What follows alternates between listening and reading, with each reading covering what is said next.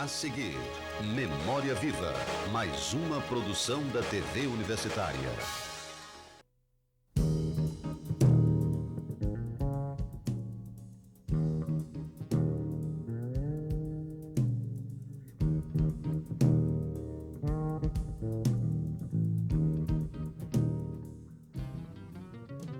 Olá!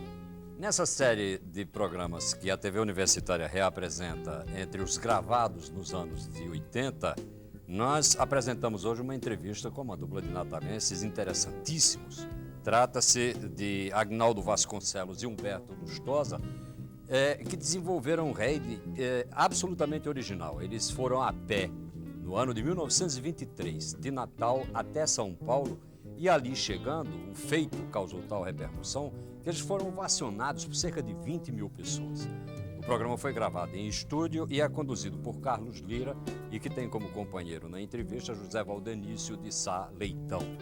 Nós esperamos, é claro, que vocês tenham um ótimo programa.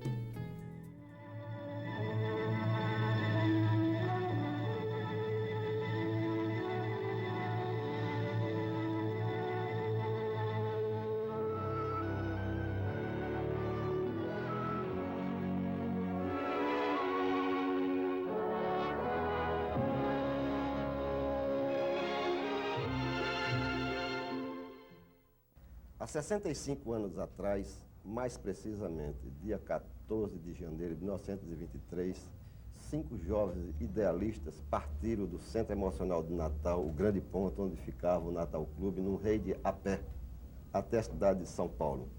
Foram 6.078 quilômetros de trajeto, abrindo picadas a machado, a facas, encontrando índios, passaram por cangaceiro, inclusive. Uma odisseia.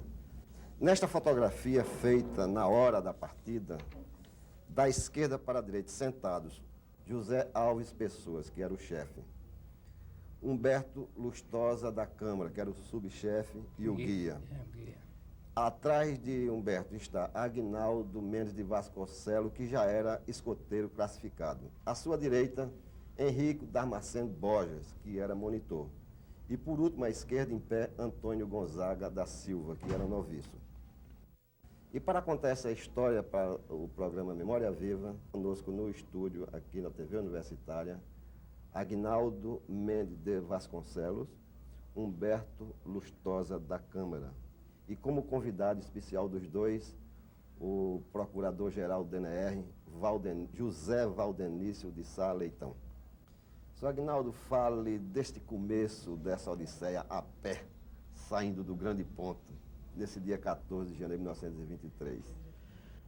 Como tínhamos realizado, ou melhor, criado a Associação de Escoteiros Andantes, convocamos os associados para fazermos um raid a pé daqui até São Paulo, não é?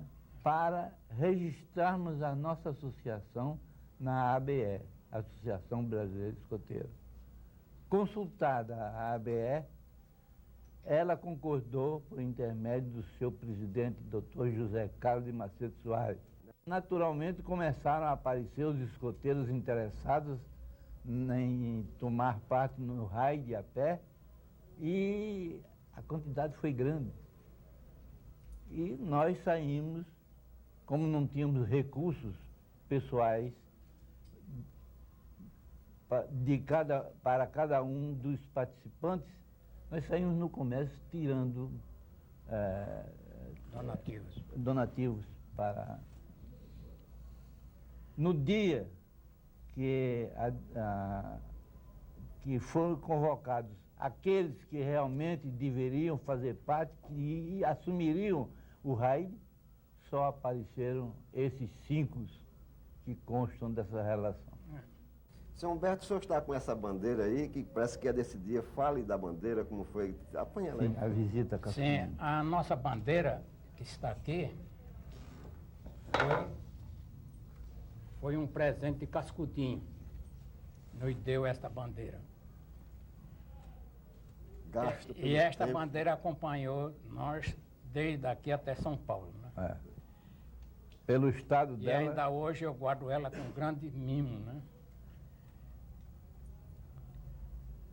Fizemos essa travessia muito melindrosa, muito perigosa, porque tivemos com tribos de índios, Machacalis e Butucudos.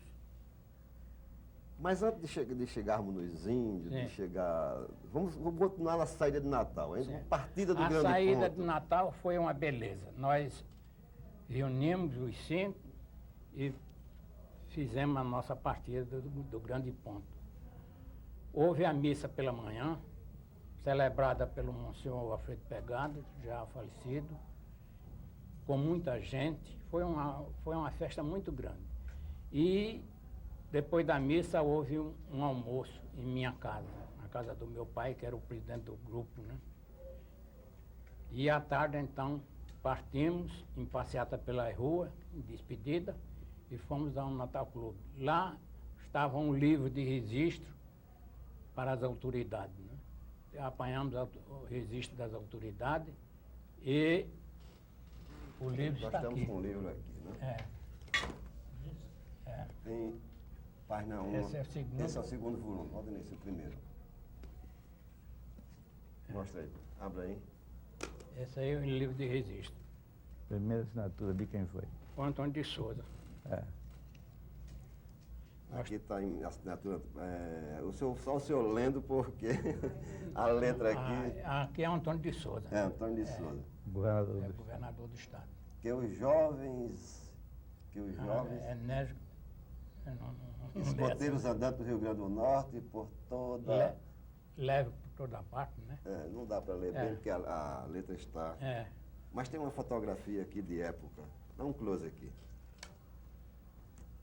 Sim, mas continue. Bom, depois da assinatura do Dr. Antônio de Souza, nós despedimos das autoridades da Estatuto do Natal Clube e as famílias, e às 4h foi a partida, deu o sinal de partida, né?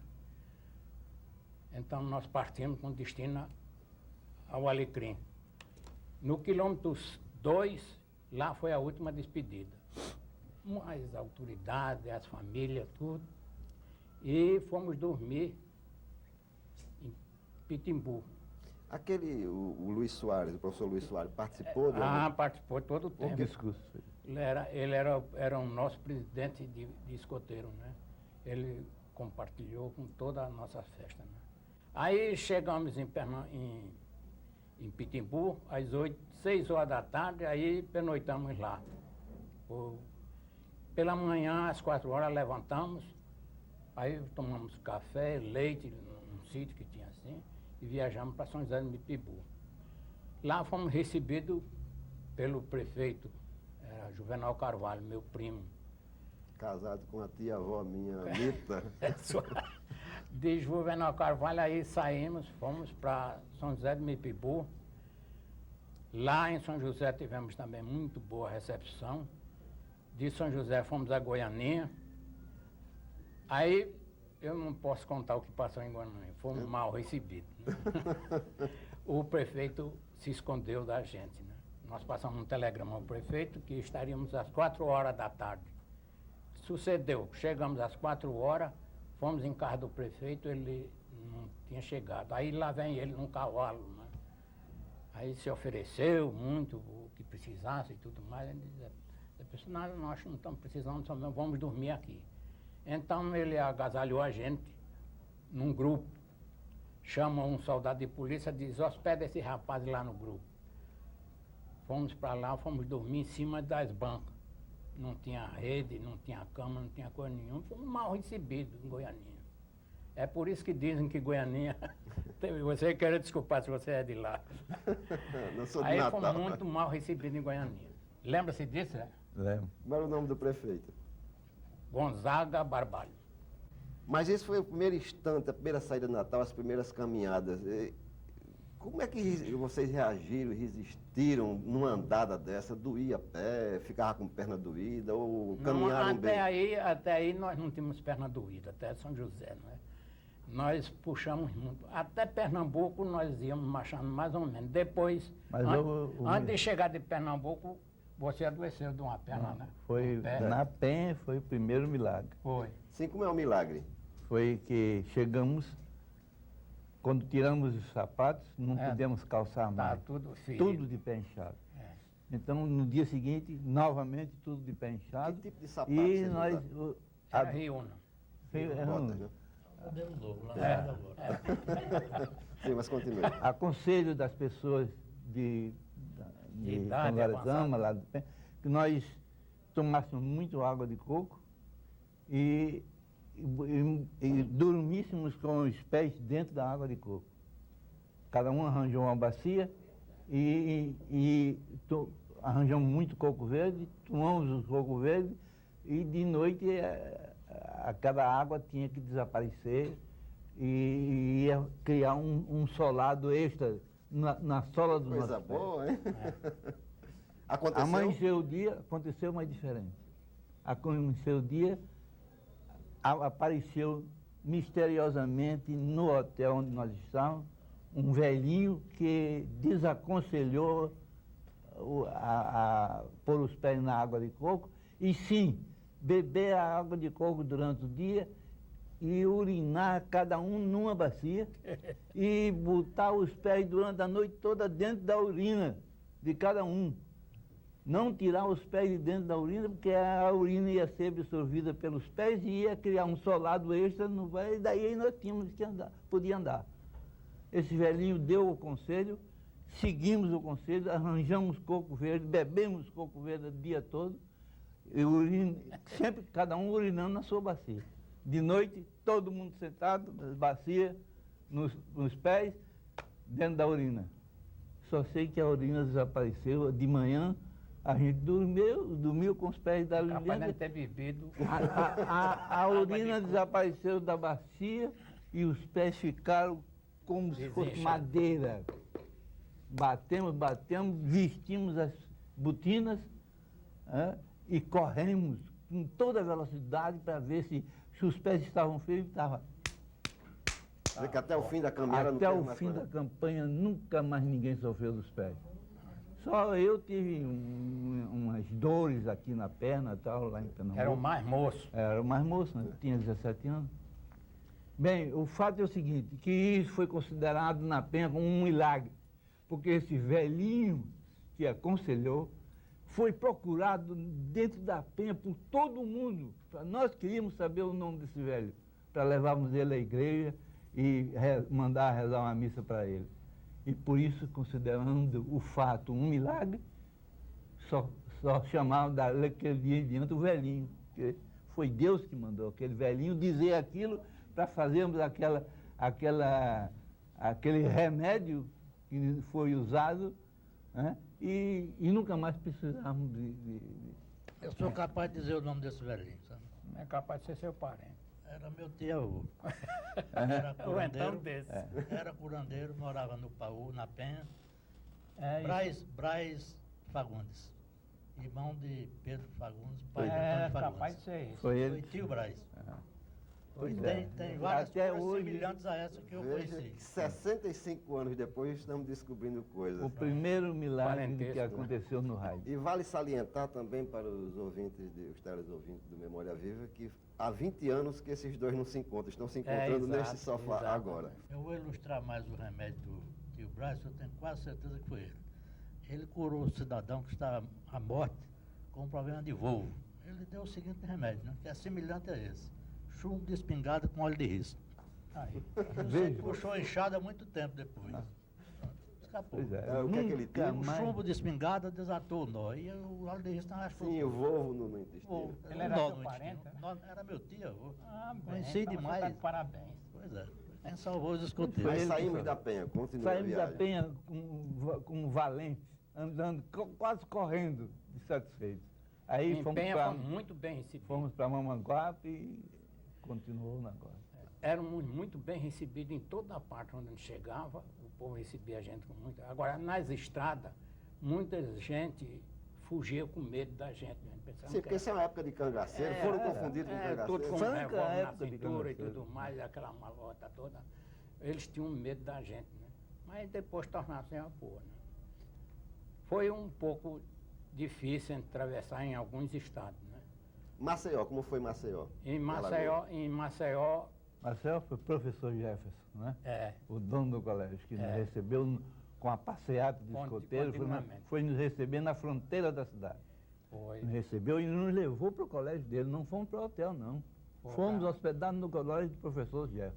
É. E como era a época de carnaval, ele exigiu que nós passássemos o carnaval em Carnaval, Maceió. os 3 dias Foi de aí carnaval. que aconteceram diversas coisas Conte na essa. nossa vida, coisas pitorescas até.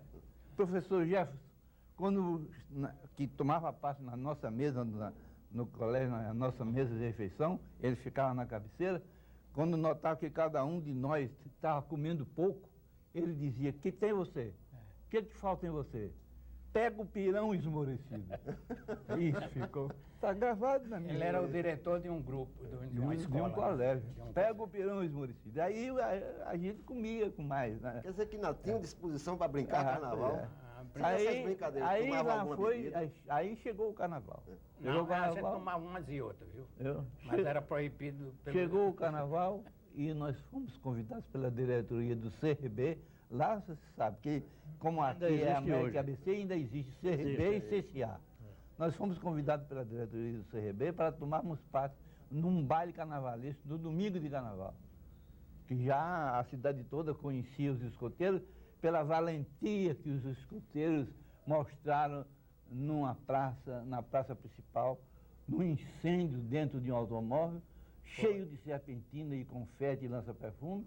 O carro incendiou, cheio de moças e rapazes, e ninguém correu para salvar essa gente, senão nós 5. Fomos uns valentes. Foi muito E elogiado. tiramos os feridos de dentro do carro, tudo, espocava lança-perfume para todo canto. E um de nós foi à procura da ambulância e do corpo de bombeiros, e os outros ficaram fazendo o serviço de salvamento das pessoas, Apagar e o o povo fogo. vendo, o povo de Maceió, olhando para aquilo, daqueles 4 rapazes feitos 4 leões, já sem chapéu na cabeça, tudo molhado, tudo. Né? E apagamos o fogo. Pronto, correu Ato de então. bravura, né? Correu, com aquele ato de bravura saiu nos jornais de Maceió, conforme eu conto aí a história, né? Saiu nos jornais e nós ficamos conhecidos. Já na segunda-feira de carnaval, eu fui me meter a valentão, estava na praça, junto com um grupo de moças que fez parte do banquete, do baile do CRB, conversando tudo, quando uma delas disse: "Está vendo aquele grupo de moças ali? Aquele grupo de moças é do CCA. O senhor não foi tão corajoso no incêndio aqui no carro, porque o senhor não vai lá junto delas e pede a ela para dar um viva ao CRB, que é o nosso clube."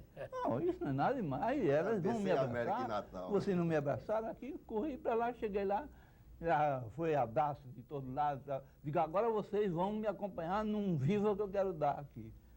Olha. Em agradecimento a vocês daqui de Maceió. E o que é? E vocês vão dizer para mim: "Viva o CCA", ou "Viva o CRB". A resposta, meu amigo, foi tapa na cara de todo mundo.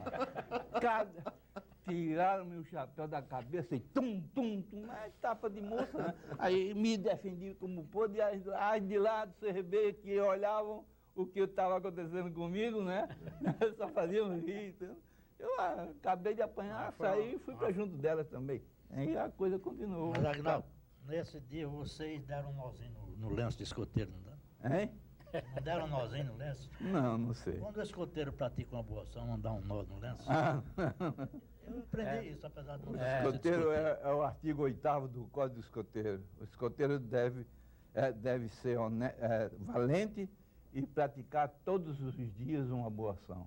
E como é que se portaram esses valentes quando entraram na Bahia, que era a época de Horácio de Mata? aquela Ali, disputa Horácio de Mata foi política, nosso de grande, brigas? nosso Como é que grande você- protetor. Não foram Foi. confundidos com forças de Horácio e o governo perseguido? Como foi? Fomos Nós pelo fomos muito doutor, bem recebidos por ele. por um fazendeiro lá em Nazaré, ele nos confundiu, Henrique Boy subiu para ir à casa dele pedir a autorização para dormir no alpendre da casa dele. Botou pra fora. Ele botou para fora e mandou os cangaceiros atrás da gente. Então, sei que nós procuramos lá em Nazaré o Horácio de Matos, que era da parte do governo, fazia parte da política do governo, e era o homem que tinha mais força na Bahia, e ele mandou 4 cavalarianos nos seguir até a fronteira de Bahia com Minas. E eles, toda noite, a gente chegava, armava a barraca no meio das matas, e daqui a pouco, 1 hora ou 2, chegavam. Os 4 homens ficavam conosco até de manhã, até lá. Na fronteira eles nos deixaram, nós fizemos uma carta para o Horácio de Matos, agradecendo o auxílio que ele nos deu. Hospitalidade. E prosseguimos para Minas Gerais. Tá? Nesse caminhar, muitas veredas abertas a facão, fale alguns bichos, onça, cobra, encontraram alguma demais. Cobra, a gente Na Mata matava da mais de 100 Figueira. cobras por dia. por dia? Por dia. Na Mata da Figueira, Floresta. matava-se cobra como se mata barata. E nós não dormíamos, senão tinha estrada trepados de nos rodagem. paus, né? Nesse tempo que a gente andava, não tinha estrada de rodagem, né? Não Hoje tinha. não tem estrada de rodagem ligando uma cidade à outra, né? E onça? A onça Onça, vimos muito. muita. A gente atirava contra elas, elas corriam, saíam baleadas. Elas tinham comida franca aí na mata. Nós tínhamos 2 revólveres cada um, tudo com bala. Né? Não chegava, o exército nos dava bala, a polícia nos oferecia tudo. Vocês estão, nesse momento da nossa história aqui, numa área de influência direta de Lampião. Chegaram a ser confundidos com cangaceiro Muitas também? vezes. Houve algum problema nessa área? O povo corria com medo da gente. Na cidade de Areias, nós entramos à tarde e o povo, quando avistava a gente, corria, né? E à O noite, comércio fechou, né? à noite foram dizer ao prefeito que a cidade estava cheia de lampião. Quando amanhecemos o dia, estava cercado pela polícia. Uns 12 soldados cercaram o hotel onde a gente estava, né? E o capitão se apresentou, deu voz de prisão a Zé Pessoa. Zé Pessoa disse, pois não, aceito a voz de prisão. Mas, primeiramente, capitão, o senhor tem que levar essa bandeira. Só recebo ordem de prisão depois que o senhor tomar essa bandeira.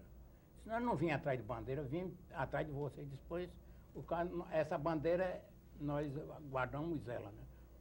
O senhor, para nos prender, tem que levar essa bandeira. Aí o capitão, não vim atrás de bandeira. Aí o capitão não sabia nem que diabo era escoteiro. Diz, nós somos escoteiros, sei lá que é escoteiro, vocês somos homens que andam aí fazendo coisas feias por aí afora, né? Aí não, ele contou que pensava que era lampião, né? Aí levou a gente para a casa do prefeito, o prefeito nos deu um almoço. Quando foi à noite, fomos dançar na casa fomos dançar na casa do prefeito e depois fomos para a igreja, para o meio de maio, né? Era meio de maio. Aí fomos para a igreja. Assistir a novena, e depois da novena fomos para a casa do prefeito, aí dançamos muito na casa do prefeito. Não tinha disposição para dançar. Daí, né? Turma boa. Aí, Não, a turma mais tarde foram deixar a gente no hotel. De manhã, nós fomos embora, né? Eles Eu acho foram curioso é que não apareceu a Maria Bonita nesse meio. Tinha Maria Bonita, tinha. Não, no meio, no bando de vocês tinha? Não, Maria Bonita. Sim, não apareceu, né? A Maria Bonita tinha onça muito. Mas andando pelo Brasil assim, e na época era uma época ainda hoje, né? Que o Brasil é muito de futebol, participar de algum time, fazer alguma brincadeira. Você vai ler Em Araçuaí, nós partimos. Foi não, em Teófilo Antônio foi que tomamos parte no futebol. Foi. Eu e Henrique. Foi isso? Ele de centro e eu de meia esquerda. E ganhamos por 2-0. Participar, o que disputa era essa que estava vendo na cidade? O que era? Não, era Era jogo de futebol. Quando nós chegamos e que fomos reconhecidos pelo prefeito Martiniano, o maior homem da cidade, tinha um armazém, rapaz, que tomava conta de não sei quantas lojas, era um supermercado, mas um homem seguro. Quem nos apresentou a ele foi o delegado de polícia, porque nós chegamos em Teófilo Otoni com R$400 no bolso, R$400. Compramos 4 pão de R$100 e fomos nos sentar na calçada do armazém do Coronel Martiniano E fomos comer até que ele abrisse o armazém para nós nos apresentarmos, mostrarmos quem éramos, para ele nos auxiliar. Nesse meio, começou a chegar menino, garoto daqui, chegou ao conhecimento do delegado. Aí o delegado foi ver quem eram esses homens, com essa farda, esse chapéu de bandoleiro e tudo isso. Aí o delegado foi, apresentamos toda a nossa documentação a ele, o nosso livro de assinatura do prefeito de Araçuaí, que era vizinho dele, né? E aí começou a novela de Teófilo Otoni. Foi um colosso. Mas conta essa novela. Bom, havia 2 clubes, tipo ABC e América lá. Como é no Rio, o Flamengo Fluminense. Flamengo Fluminense. Lá tinha 2 clubes. Então, nós avisamos, dentre as manifestações, eles estavam disputando o campeonato. Nós, então, dissemos que tínhamos 2 que jogavam futebol bem. Henrique Borges e você. Era Henrique Borges e eu. Então ficou combinado com o coronel Martiniano, que mandou até fazer roupa para nós, que a nossa roupa estava ficando velha. Ele mandou fazer roupa para nós. Depois que ele nos reconheceu, que telegrafou para Natal, que recebeu o telegrama do governador daqui, mandando até pagar uma das mesadas, né? Porque nós tínhamos direito a 5 parcelas de 500 mil réis.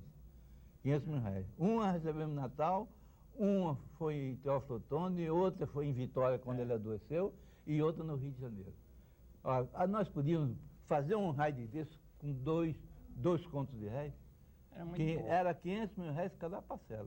Tínhamos que pedir dinheiro. Então, nós usávamos o seguinte: visitávamos os prefeitos, mostrávamos o livro a ele e apontávamos que o prefeito da cidade anterior dizia: essa prefeitura tem a grande satisfação de hospedar os escoteiros do Rio Grande do Norte. Quer dizer, não tinha hotel para pagar, né? E conseguimos fazer todo o raid com essa astúcia. Não pagamos hotel a ninguém, a não ser em Vitória, mas que o governo, depois, quando soube da doença do Humberto, mandou pagar tudo, apesar do governo daqui ter mandado ordem para se prestar todo o serviço médico que Eu Humberto estive desenganado de 5 metros. Ele ficou desenganado. Qual foi a doença? Era tifo. Era tifo mesmo, porque ele apanhou na Mata da Figueira. Foi na Mata da Figueira que ele Mas foi... alguém ficou doente ou só o senhor? Não, doença forte mesmo, perigosa, foi só Humberto. O resto Como é que tudo... ele ficou bom? Os médicos trataram? Havia... Foi a oposição. Chegou aos nossos ouvidos, porque Humberto estava cercado de médicos da profilaxia local, mandada pelo governador. Mas chegou um camarada no nosso ouvido e disse: o médico daqui é doutor fulano e tal, e deu o nome dele. Mas é oposicionista, o governador não chama ele para nada. Meu Deus. Nós corremos para ele, descobrimos o homem, chamamos ele, contamos a nossa história, e ele: não, vou tomar conta do homem. Quando ele entrou, já os outros começaram a sair. E nós não dissemos nada ao governador, nem coisa nenhuma. O homem, pegou o Humberto, ficou ali na cabeceira. Até que o Humberto teve alta. Quando o Humberto teve alta, ele disse: pode viajar, mas devagar. Aí fomos embora para o Rio de Janeiro. Uma légua por dia. Andando pouco, porque o Humberto não podia andar, né? Mas continuamos na Bahia, o futebol, como foi? O senhor assim, fez aí o gol? fomos, então organizaram 2 times bons, fortes, e anunciaram o jogo do domingo, que fazia parte do jogo 2 escoteiros, um centro-for e o outro meia esquerda, do clube tal, que era o clube... Centro-for e Ralf esquerdo. Ralf esquerdo. Então começou o jogo, olha, o gramado bem tratado, muito bem tratado, mas não tinha arquibancada. Era cerca de arame. Cerca de arame, e por trás da cerca de arame, todo mundo levava sua cadeira, sua banca para se trepar, para ver o jogo, assistir o jogo. Assistimos o jogo, eu meti um gol, e Humberto meteu, o Henrique meteu outro, e foi 2-0 a vitória. A festa deve ter sido grande demais, não, né? deu. De noite o baile, uma coisa escandalosa, a festa de Teófilo Otoni, a cidade inteira, tudo que era de gente boa estava lá. Então aí deve ter saído alguma poesia, né? Aí saiu aquela que você lê aí na minha história. Diga que o senhor... Ceci Godinho acabou dos discursos, de tudo e tal. Ceci Godinho levanta-se e anuncia que vai recitar Aqui. um soneto da autoria E do você tomou parte. Aguinaldo Henrique. J. Cândido, Aguinaldo Henrique, Otto Barbosa, Belmiro, Demóstenes, Queiroz, Cristóvão, Laiber. Era o seu Ganhamos 2-0. Calhauzinho, né? Hein? O nome do time era. Setúbal. É o setor. Calhauzinho e Setúbal. É. Ganhou o Setúbal de 2-0, 2 gols metidos, um por mim e por Roberto. Então a O senhorita... senhor era craque, né? Hein? O senhor era craque? Rapaz, Jogava bola aqui na Nós éramos. Era uma costura, ninguém pegava. Ou eu pegava na bola. Se eu pegasse na bola, Era ou o Henrique pegava na bola, ninguém pegava. Porque nós só jogávamos um para o outro. A gente já combinava até com os olhos, como é para onde devia jogar a bola. Eu para onde devia jogar e ele combinava para onde devia jogar. Aguinaldo Henrique. Era o Pelé e o Garrincha. Era o Pelé e o Garrincha. Éramos uma fera. Sim, mas vamos à poesia. Então, até Então, poesia saiu para o senhor. Né? Tem essa aí, Heróis em Flor de Nossa Pátria Amada. Mocidade de ó de flor Heróis em flor da nossa pátria guarda. amada. Mocidade de luz à fronte erguida. Formai dos corações Santa Cruzada de luz e ouro toda refugida. Não seja o ódio que os guia espada, sede da pátria posto que oprimida, paladinos da honra abençoada, como suprema aspiração vencida. E caminhai avante, a cada passo uma conquista, unidos braço a braço da Santa Cruz de enaltecer a história. Caminhai, viajeiros dos caminhos, flores refugiam dentro dos espinhos, hinos de amor, refugião de glória. Vamos chegar no Rio de Janeiro. Aí foi a novela, rapaz. A profilaxia não queria deixar nós atravessarmos a Mata da Figueira. E nós dissemos, faz parte do nosso itinerário. Nós temos que romper a Mata da Figueira. Não pode, é impossível, é intransitável. Morre gente todo dia. Ao chegar na boca da mata, quando os senhores entrarem na mata, quando os senhores penetrarem na mata, tiverem que penetrar na mata, os senhores vão ver a quantidade de cadáveres que tem no chão, de gente que morre. As onças matam e fica lá, não vai ninguém nem buscar, nem parente. De fato, nós conhecemos que chegamos na boca da mata porque era um matagal imenso a mata fechada mesmo, árvores imensas e grossas e para dentro só o escuro. A gente tinha que penetrar ali e um dia que achasse o rio Suaçuí, estávamos salvos, se achasse que ninguém tinha esperança de achar, porque sabíamos que íamos ser comidos. Pegamos as caveiras, botamos as cabeças das caveiras em varas assim, fizemos em cada vara daquela que tinha uma caveira, uma grande fogueira, tocamos fogo nas fogueiras e os coitadinhos das cabecinhas ficaram ali e nós pelo lado de cá, tudo, cada um com um revólver na mão. Não atire na onça na cara, só atire na testa, ou então na jugular. Na jugular. E foi assim que nós fizemos, nunca atiramos numa onça. Quando chegava a hora de dormir, que a gente via que não tinha jeito de a gente dormir no chão por causa das onças que andavam por ali para pegar macaco para comer, que tinha de sobra, nós subíamos, em cada um subia numa árvore, escolhia uma árvore, subia, se amarrava lá em cima e com o apito a gente ficava a noite toda apitando para eu saber onde estava Humberto sabia onde estava Zé Pessoa, cada um estava numa árvore linheira, que nada de galho. Se tinha galho, a gente tirava o galho para subir e ficar lá em cima. A onça subia, mas não alcançava a gente. E a gente lá de cima, tudo só no apito. Nem falar, nem fazer barulho, nem nada. Ela, de madrugadazinha, quando o dia ia amanhecendo, elas se retiravam. As onças saíam e iam pegar os macacos, as capivaras, as comidas deles. Durante o dia a gente não via. As onças, quando passavam uma por nós, passavam em carreira assim, não avançava para nós nem nada. Até que chegamos, a sede aumentou, acabou-se a água dos cantins, tivemos que ferver a água daquele rio venenoso, que nós sabíamos que era venenoso, mas tivemos que beber a água ou morrer de fome, porque nós não sabíamos onde estava a margem do rio Suaçuí, e ainda tínhamos que chegar até lá para poder estar salvo, né?